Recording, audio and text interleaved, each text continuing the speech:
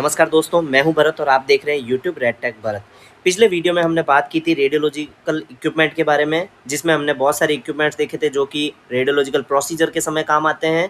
Plus कुछ ऐसे instrument या इक्विपमेंट्स भी हमने देखे थे जो वाइटल मॉनिटरिंग के दौरान काम आते हैं, और कुछ ऐसे इक्विपमेंट्स भी जो हमारी रेडिएशन प्रोटेक्शन के लिए या हमें रेडिएशन से सेफ्टी के लिए काम आते हैं, जो कि प्रैक्टिकल और वाइवा के लिए बहुत ही ज़्यादा इंपॉर्टेंट है। लिंक आपको डिस्क्रिप्शन में मिल जाएगी। अगर आपने ये वीडियो नहीं देखा है तो आप उसे देख लीजिए, क्योंकि ये प्रैक्टिकल और वाइवा के लिए बहुत ही इंपॉर्टेंट चैप्टर है।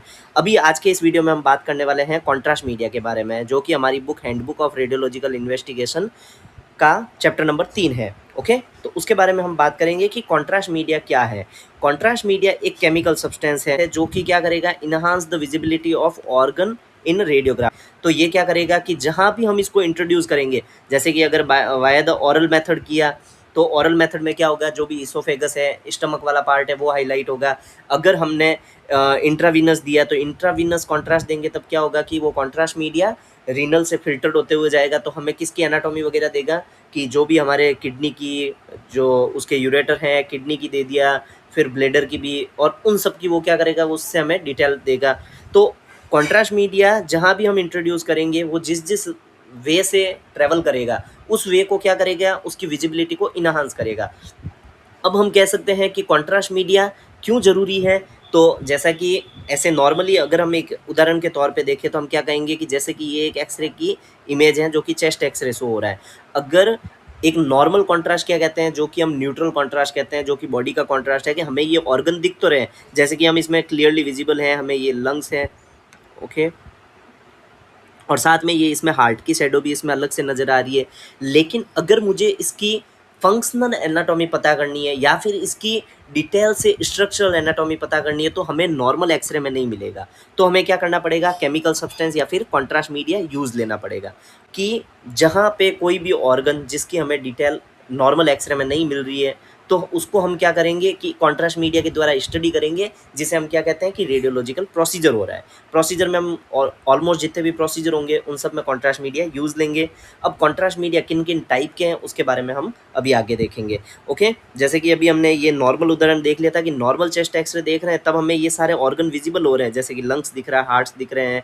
और जब भी हम एज्यूम करते हैं तो ये यहाँ पे ये जो लीवर वाला पार्ट हो गया, प्लस ये वाला जो पार्ट है, ये स्टमक वाला पार्ट आ गया यहाँ पे।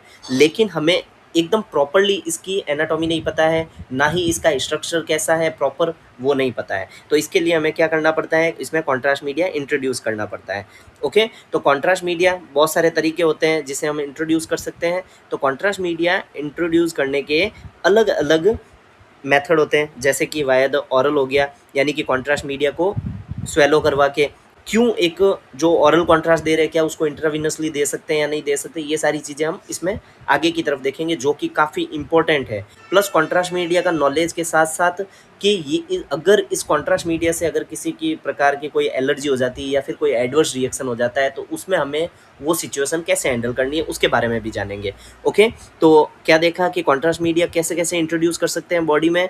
तो ऑरली हो सकता है, इंट्रावीनस हो सकता है यानी कि आईवी मेथड हो गया, इंट्रा आर्टीरियल यानी कि आईए मेथड हो गया, इंट्रा कैविटरी हो गया, जो कोई भी बॉडी की जो कैविटी है, जैसे कि oral cavity, gastro intestinal tract की जो कैविटी है या फिर ल्यूमेन है उसमें। ओके, फिर आ गया इंट्राथिकल। इंट्राथिकल यानी कि हम लंबर स्पाइन में जो भी इंजेक्शन पुश करते हैं या फिर जो भी प्रोसीजर होंगे, तो उसमें क्या किया जाता है, कॉन्ट्रास्ट मीडिया इंट्राथिकल उसमें इंट्रोड्यूस किया जाता है, तो जिसमें सीएनएस पार्ट भी ऑलमोस्ट इन्वॉल्व होता है। ओके, तो वो ये हो गया इंट्राथिकल। फिर आ गया इंट्राल्यूमिनल मेथड, यानी कि जो भी बॉडी की ल्यूमेन है। ओके, तो ये सारे अलग अलग मेथड हैं जो अलग अलग प्रोसीजर में यूज़ लिए जाते हैं। अब हम बात करते हैं कि कॉन्ट्रास्ट मीडिया कितने तरह के होते हैं। तो सारे की अलग अलग कैटेगरी होती है, सारों को अलग अलग डिवाइड किया गया है कि जो भी रेडियोलॉजिकल डिपार्टमेंट में यूज़ आते हैं, तो ऑलमोस्ट ये 3 तरह के कॉन्ट्रास्ट मीडिया आते हैं। कई बार कहते हैं कि एक न्यूट्रल कॉन्ट्रास्ट मीडिया, लेकिन न्यूट्रल कॉन्ट्रास्ट मीडिया एक कोई कॉन्ट्रास्ट मीडिया नहीं है। न्यूट्रल कॉन्ट्रास्ट मीडिया क्या है कि एक बॉडी का कॉन्ट्रास्ट मीडिया, जो हम कहते हैं subject, normal subject contrast media. जैसा कि इस इमेज के अंदर अगर हम बात करते हैं, तो जैसे हमें लंग्स का जो शैडो इसमें नज़र आ रहा है, प्लस हार्ट की शैडो नज़र आ रही है, तो ये क्या है, सब्जेक्ट कॉन्ट्रास्ट है। सब्जेक्ट कॉन्ट्रास्ट को इम्प्रूव करने के लिए हम क्या करते हैं, कॉन्ट्रास्ट मीडिया यूज़ लेते हैं। ओके, तो न्यूट्रल कॉन्ट्रास्ट मीडिया ये कोई कॉन्ट्रास्ट मीडिया का टाइप नहीं है। ओके, तो कॉन्ट्रास्ट मीडिया का टाइप किस बेस पे डिपेंड किया है कि कौन कौन से डिपार्टमेंट में यूज़ हो रहे हैं। एक्सरे या CT scan based contrast media एक कैटेगरी होती है, एमआरआई बेस्ड कॉन्ट्रास्ट मीडिया जो कि एमआरआई में यूज़ लिए जाते हैं, और एक आ गया है यूएसजी बेस्ड यानी अल्ट्रासाउंड बेस्ड कॉन्ट्रास्ट मीडिया जो सोनोग्राफी डिपार्टमेंट में काम आता है। ओके, फिर हम बात करते हैं कि एक्सरे या जो रेडियोलॉजी डिपार्टमेंट में जो मोस्ट ऑफ यूज़ होते हैं, जहाँ पे रेडिएशन यूज़ ले रहे हैं, वहाँ पे दो तरह के कॉन्ट्रास्ट मीडिया होते हैं। कौन कौन से? पॉजिटिव कॉन्ट्रास्ट मीडिया और नेगेटिव कॉन्ट्रास्ट मीडिया। इसके बारे में हम आगे डिटेल से भी देखने वाले हैं। अगर शॉर्टली देखें तो पॉजिटिव कॉन्ट्रास्ट मीडिया क्या करेंगे, हमेशा जब भी रेडियोग्राफ लेंगे तो उसमें क्या अपीयर होंगे, वाइट से एकदम चमकते हुए से दिखेंगे, उसे हम क्या कहेंगे, पॉजिटिव कॉन्ट्रास्ट मीडिया। और नेगेटिव कॉन्ट्रास्ट मीडिया जैसे कि कोई भी जैसे शैडो बनेगी, जैसे नॉर्मली हम क्या कहते हैं कि ये जो नेगेटिव कॉन्ट्रास्ट मीडिया होते हैं रेडियोल्यूसेंट होते हैं। ओके, रेडियोल्यूसेंट होते हैं। और ये वाले कौन से होते हैं, रेडियो ओपेक। रेडियो ओपेक जो भी चीज़ होगी वो क्या दिखती है, वाइट अपीयर होती है, और जो रेडियोल्यूसेंट होती है वो ब्लैक अपीयर होती है। ओके, तो ब्लैक जो भी शैडो बनेगी ऑर्गन में या किसी भी बॉडी की कैविटी में, या बॉडी का ऑर्गन जो इन्फ्लाट हुआ हुआ नज़र आ रहा है या फिर ब्लैकिश नज़र आ रहा है, जैसा कि अगर हम लंग्स की भी बात करें तो ये ब्लैक सा नज़र आ रहा है, तो यहाँ पे नेगेटिव कॉन्ट्रास्ट मीडिया है। ओके, तो बहुत सारे ऐसे प्रोसीजर भी होते हैं जिसमें हमें नेगेटिव कॉन्ट्रास्ट मीडिया यूज़ लेते हैं। ओके, फिर अगर हम बात करें कि पॉजिटिव कॉन्ट्रास्ट मीडिया को वापस कैटेगराइज किया गया है बेरियम बेस्ड में और आयोडीन बेस्ड में। बेरियम बेस्ड उसका मुख्य कंपोनेंट क्या होगा, बेरियम होगा, और जो आयोडीन बेस्ड होंगे उसमें मेन कंपोनेंट आयोडीन होगा।